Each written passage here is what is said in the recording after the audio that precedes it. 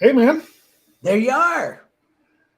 I was letting that intro music come in and I was watching it on the screen.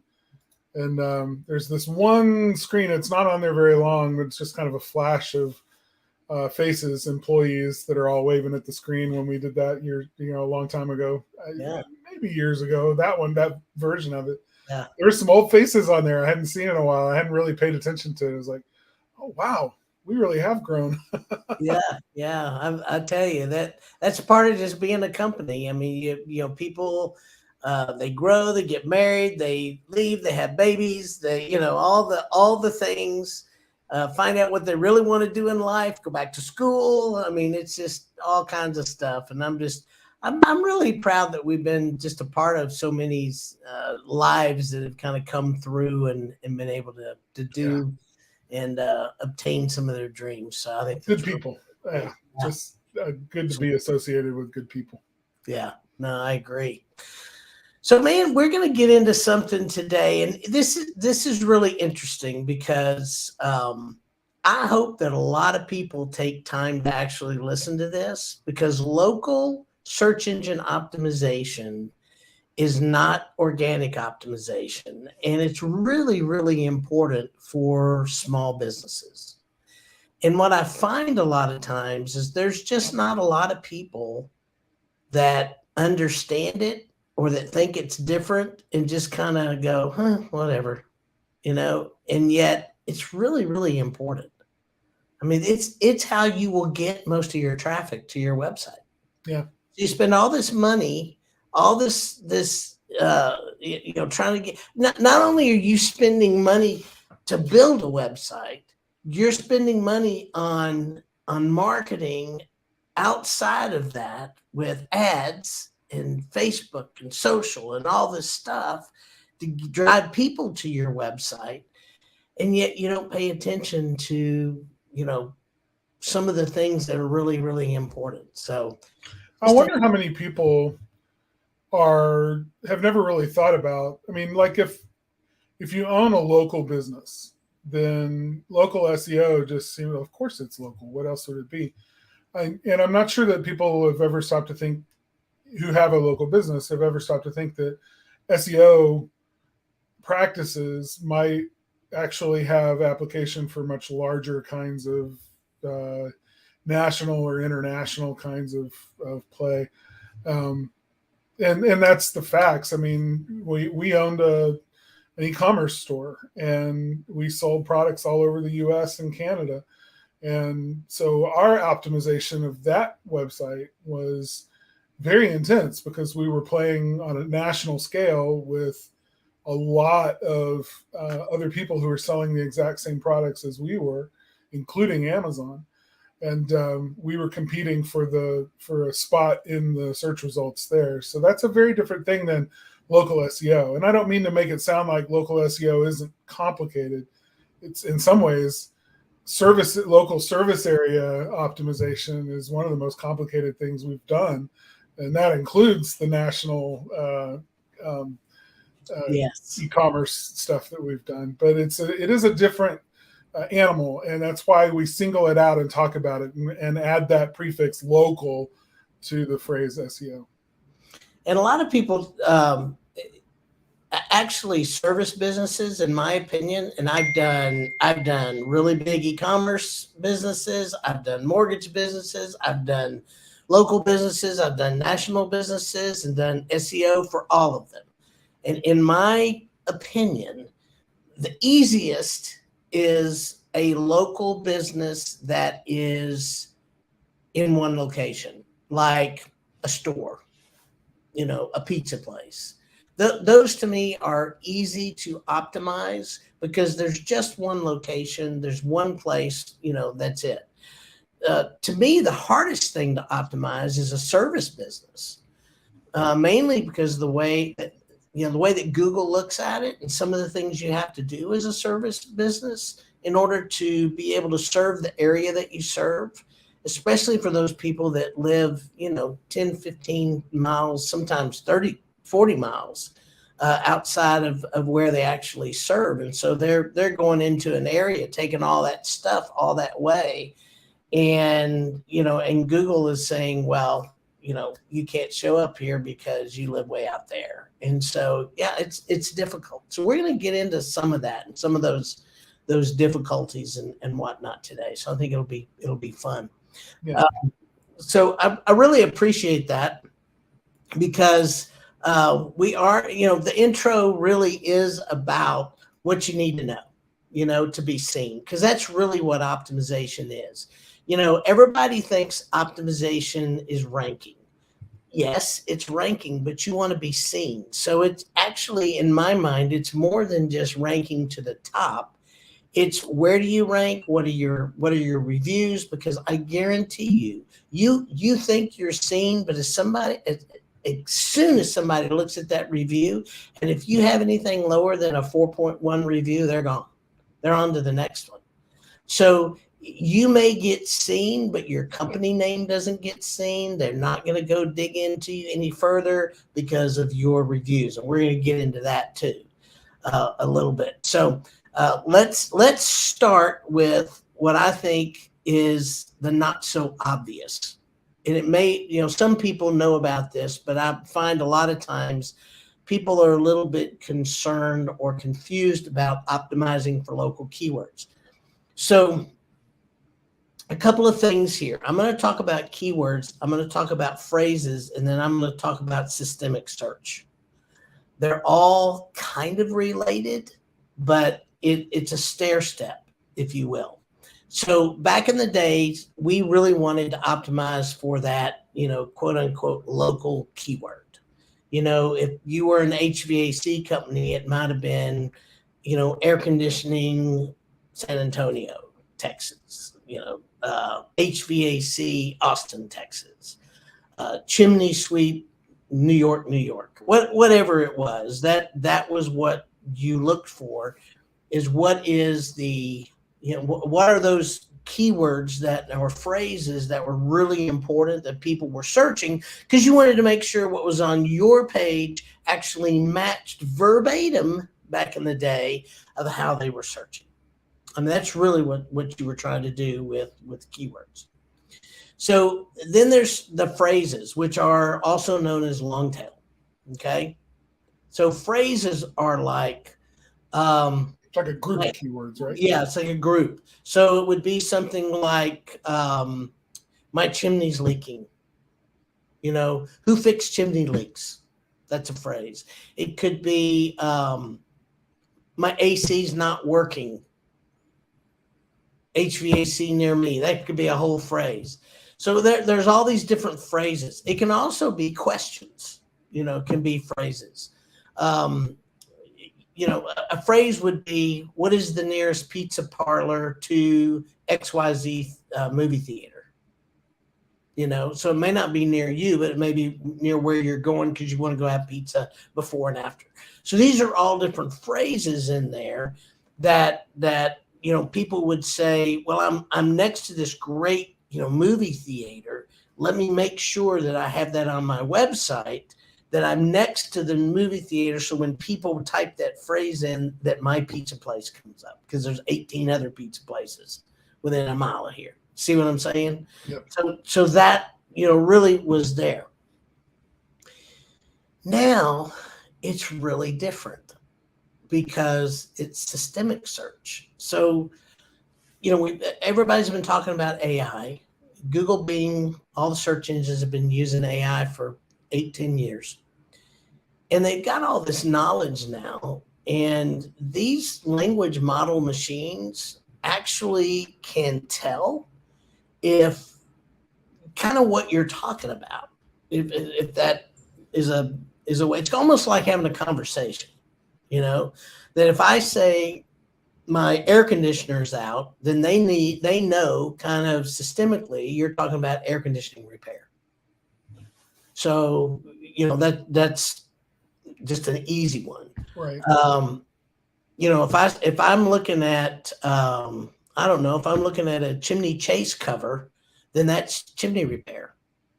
So they have been able to tell by all the language modeling and all the things they do with the learning, kind of what people are talking about when they say one thing, to be able to match it with other things. So we don't have to have this really word for word type stuff. I mean, back in the old days, you would say chimney repair was different than chimney repairs. It was very precise. Yeah. You don't have to do that anymore. So I want to explain that so that people understand that it's a little bit more, I guess, free form, that you don't have to have every single keyword, because if you do, they're gonna ding you for keyword stuffing these days. So you got to be real careful about just being so keywords, because I've talked to people, they're like, oh, it's got all these keywords and keywords, and it's like, yeah, no, not really, not so much anymore. You just need to make sure that whatever's being searched for is talked about on your website. Yeah. So hopefully that makes sense. No, it's good. Terry actually had a question. I want to put it up. It goes a little bit along the lines of what we've just been talking about. She says, even though I'm a local business, I get calls from all over California because they find my blog site. It's a little frustrating because I have to spend a lot of time on the phone giving them more information, and yet they'll never become our customer. It's not so much a question, but there is a question that's kind of reading between the lines there. Like, how would she, using SEO, how would she narrow some of those blog pages and the content on those pages down to something that showed up more often in local searches and less often in regional or national searches? She needs to put the area where she serves in every single blog post. Yeah, that's the only way I know of, is to be specific about. Very specific. Yeah. Mention the communities, mention the names of, cities and towns. We serve this area. This is where we are. If you get value from this and you're not in this area, please call a certified chimney sweep, or however you want to phrase, NCSG, CSIA, don't care, but whatever that is outside of that, and give them some places to go that they can find someone that can help them. Now, there are times, I will tell you, that if they think you're very, very knowledgeable and they've already called around, they may call you anyway, just because you have a trust factor with them, with whatever you've written. But anytime you write something, it has to be extremely specific as far as location goes. And that's actually going to help you in your location as well. Yeah. And about the information, what I would tell them is, if you're looking for information on XYZ, see if you can send them elsewhere. If wherever you got your information on Ramparts, if you know that there's something else out there for additional information, go to and send them elsewhere, unless you're in this area where we can help you. So you just have to be very, very specific. Here's the thing that I know in marketing: you have to tell people what you want them to do next. So if you want them to call, tell them to call you. If you want them to call somebody else, tell them to call somebody else. So if you're in this area, call me. We'll be happy to help. If not, call here. You can get more information. So that's what I would do. Yeah, hope that helps. So I'm going to let you take this one. All right. You know a lot about this one as well. Yeah. This plays a huge role in the overall effect of healthy local SEO efforts. Reviews are just one of those key indicators, one of those signals that Google listens for to know what the reputation of a business is. And the better its reputation, that factors into its overall local SEO, score, if you will, the way the algorithm understands the business, and you get more chances to be shown higher in the search results when those reviews are there. It's not just about more reviews. It's also about better reviews And by better, I mean, 4 stars and above. But even more than that, it's the quality of each review. Like, good information in the review about not just did a great job, would recommend, but hopefully trying to coax more really good information out of your reviews. That seems to matter too.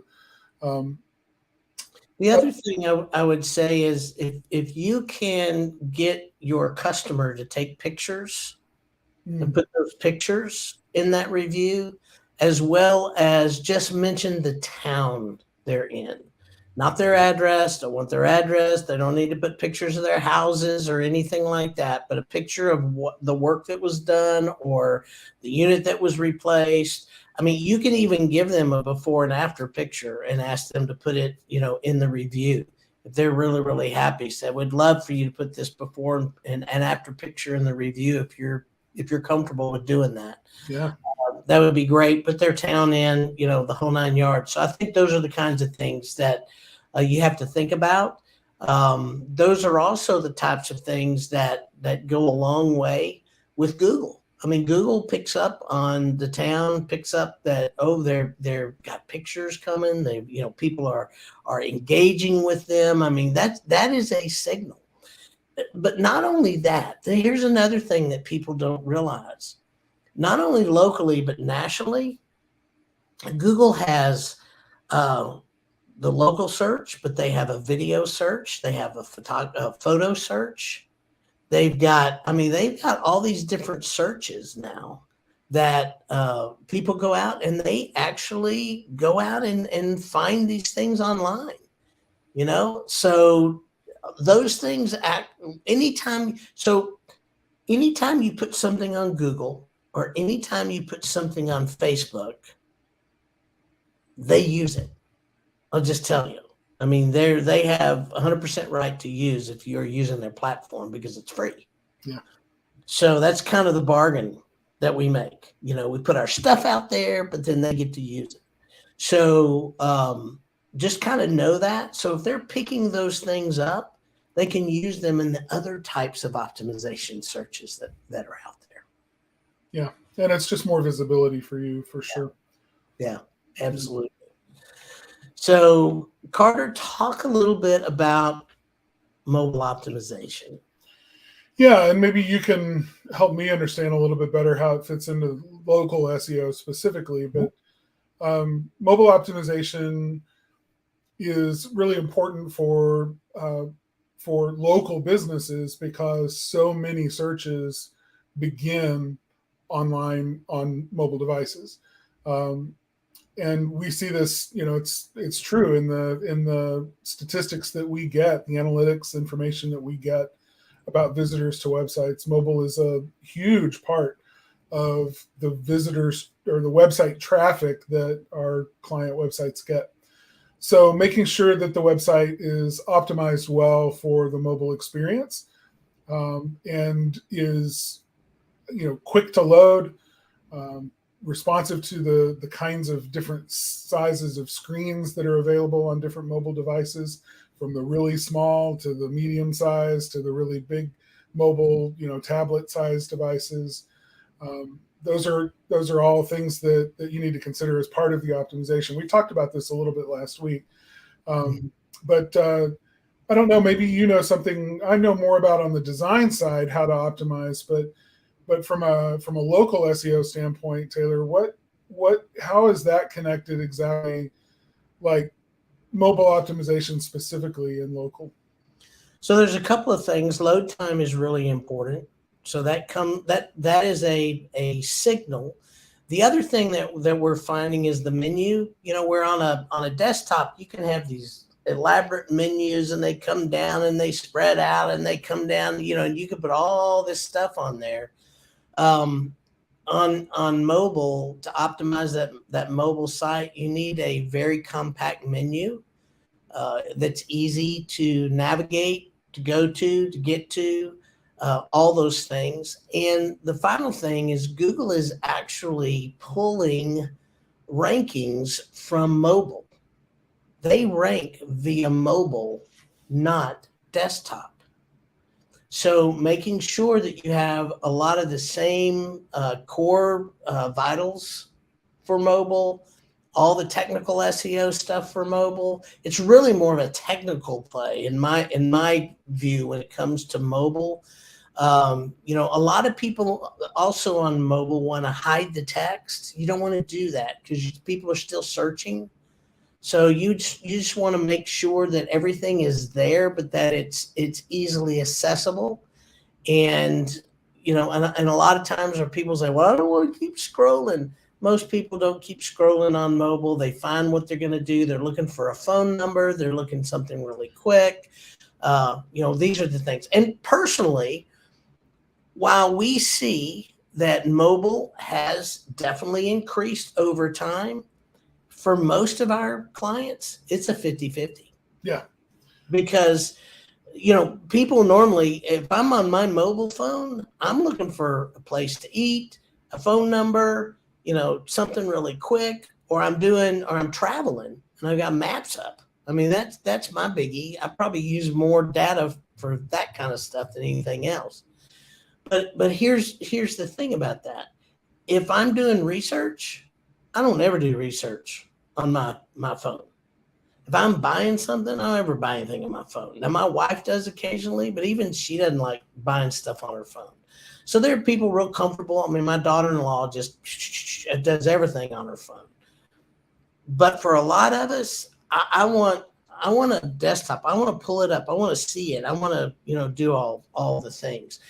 The other thing about mobile optimization, this is about just optimizing your website.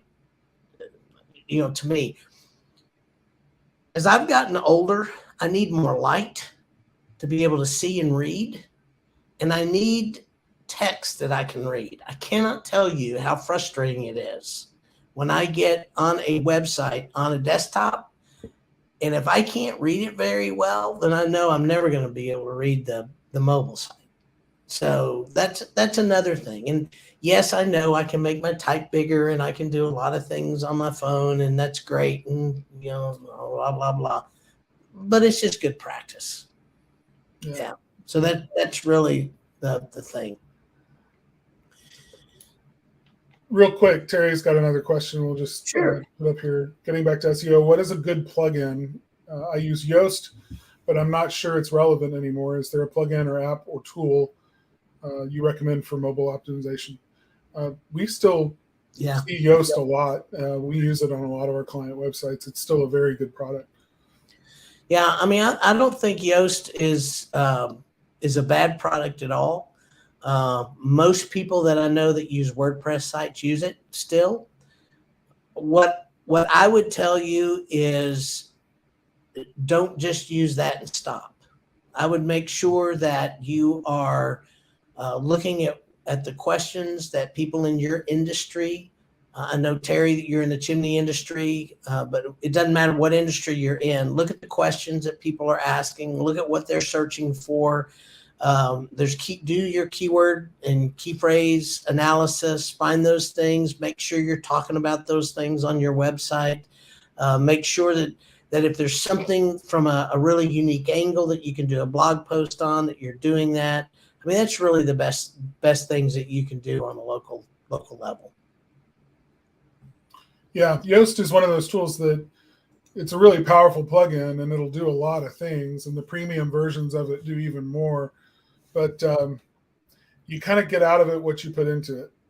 If you just use it for all the defaults that it gives you and the stuff that it does to help you optimize just defaults without touching it much, then you're going to get one level of return on that, investment, that plugin. But if you really dive in, read in the Yoast forums about how they're using it for, especially for service area businesses. And I will say that taking just generic local SEO advice off of a website and implementing it on your service business site might not be the right thing to do, because some of the SEO advice that's out there is really not meant for local service area businesses. And so you've got to be careful what kind of advice you take. But having said that, pushing Yoast more, using it better, using it, to really for all of the things that it can do for you is where you'll really start to see better results. Mo better. Mo better results. So local backlinks, a lot of people don't think about this. There's something to be said about getting all the backlinks from the organizations, the national organizations, your regional organizations. Those are all great things. Nothing wrong with that. I get people all the time to go, oh, do I really need to pay for the BBB? Do I really need, to go to BNI? Do I really need to go to the chamber? Do I really need to do this? Do I really need to do? The answer is yeah, you really do. You really need those because those backlinks are local. Those are the things that Google looks at that says, oh, these people are active in my local area. So those are the types of really strong backlinks that you can get. If you do, if you are really good friends with the people at your bank, if your bank can, give you a backlink, just, hey, this is a great company, blah, blah, blah. And your people who do your local insurance, the people, those types of people that can vouch for your business. Even if, I've had people say, well, I really do business with this guy and he is such an upstanding guy, but I don't have a blah, blah, blah that he's, so I can't use him. I don't have a swimming pool, but he's a great pool guy. I mean, I hear people complimenting all the time, but I'm his insurance guy. I'd love to give him a review. Hey, give him a backlink. Yeah. Yeah. I mean, there's a lot of things that you can ask for, but I find that people who rely on agencies like us to get all their backlinks, we're really good at getting backlinks from all the major players and all that kind of stuff. It's tough for me to reach out to somebody at a local level and get you a backlink because they don't know me from Adam, but they know you. They know you. So reach out, ask for those backlinks. Get those. That's really important. It's also really important if you live. Let's talk a little bit about service area businesses, okay?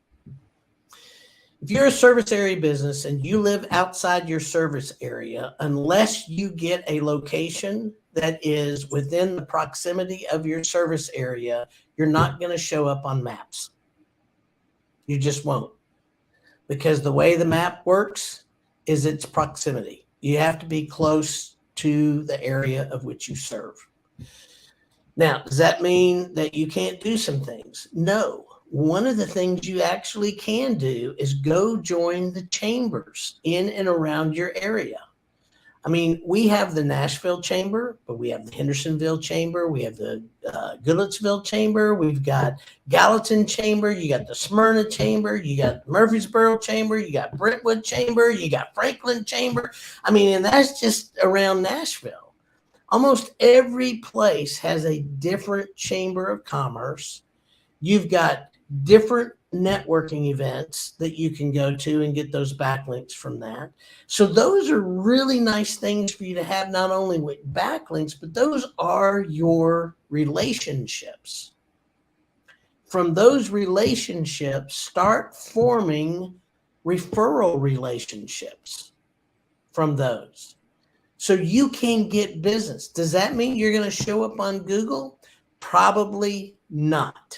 Okay. Now, if you go serve that area and you ask people to put pictures, put the town that they're in, plus you're in the chamber and you put information in the chamber on your Google business profile and you start talking about that area and how you serve and you're in next door in those neighborhoods and you start doing all that work, guess what happens? Eventually, Google puts 2 and 2 together, and you have a much better chance of showing up on maps than you are if you just go, well, I'm never going to show up on map because, it's too expensive to have a thing there. So those are all things that I can't do for you that you can do for yourself if you want to show up there. And so, a lot of this is guerrilla marketing, old style marketing that you and I did for years. Still do. Yeah. Yeah. I'm just going to tell you, my brother started a home inspection business when he was my age. I'm 65. He started at 65. So he's going to be 70 this next year. I was going to tell you, he is extremely successful. And he didn't do anything online. He built we built him a website. That's what he did online. He's like, yeah, that's all I want, it's a website. He did everything through marketing, through chambers, through all that kind of stuff. Relationships. Yeah. And he now has a team of I think he has 14 people now on his team. He hardly ever even goes out and does an inspection anymore. So, these are the things that you can do, but you just have to do them, and not make excuses as why it's hard. I mean, you have decisions. You decide what you want to be when you grow up, I guess. Yeah. So technology is great, but it's not a panacea. It's not a replacement for hard work. Blood, sweat, and tech. I like it.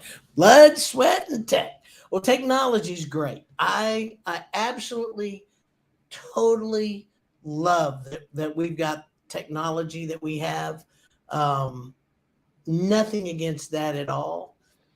But a lot of people, I think, rely on it too heavily for their relationships. And so, yeah. And relationships is what builds businesses. And I think people don't realize that. If you look at, the biggest industry we serve is in the chimney industry, and I look at the top 2 companies in that industry that I know of, and I know them well, they've always been in networking. They've always been part of networking groups across the board, 100%. Always. So when you look at that, and these guys that say, I want to be like that person, if you want to be like that person, then you need to emulate that person. They go to lunch with people almost daily, or breakfast, networking, chamber, that's what they do. And that's how they built their business, and they continue to do that. Yeah. Somebody in their business does that. Yep. So that's my 2 cents. Maybe it was 20 cents. I don't know. Maybe it was a little much today. Well, we'll end with what Chuck said. I want to put this up here. This is good. Don't forget that the persons with the largest purchasing power today are still the baby boomers, 75 billion purchasing power. So size and target your market or your message to that target audience. I think that's good advice. You can. This is interesting in a large city because the boomers tend to live in certain neighborhoods, and less in other neighborhoods, and so targeting can become hyper local. I mean, you can get very focused on those neighborhoods and those areas where you can find those target markets that you're most interested in. I agree, the boomers are a great market. They're an aging market. I wouldn't look at building the future of my business on boomers.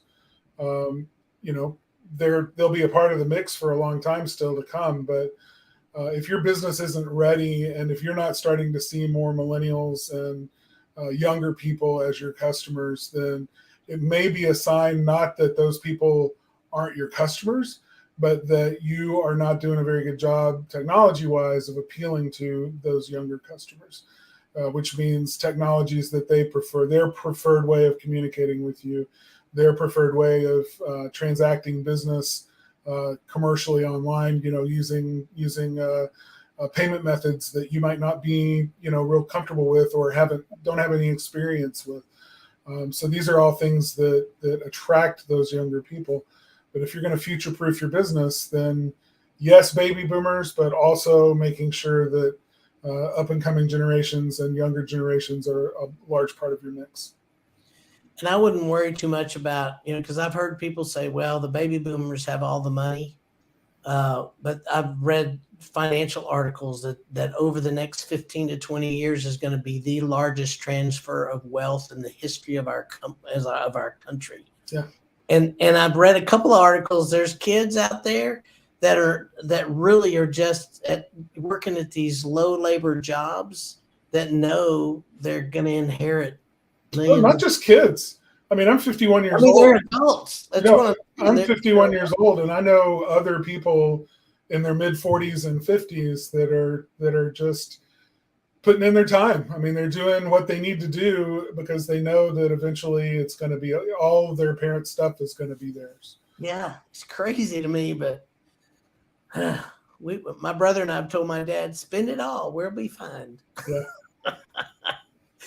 So just know that Spark Live is also released as a podcast. You can find it on Spotify, iTunes, Google Play, Podvine, or your favorite player. And next week, you may be on your own talking about optimizing website content for local search. That's going to be fun for you, isn't it? Yeah, very good. We just talked a little bit about it with Terry's questions, so we'll get into more of that. You'll have a good time. Hopefully, if I'm somewhere where I can join, I will. If not, well, I'll be thinking about you. Sure. So thanks, guys. Really appreciate your time. As always, it's been a great show. Hope you've enjoyed it. Love you all. Talk to you later. Thanks, Bye-bye. everyone.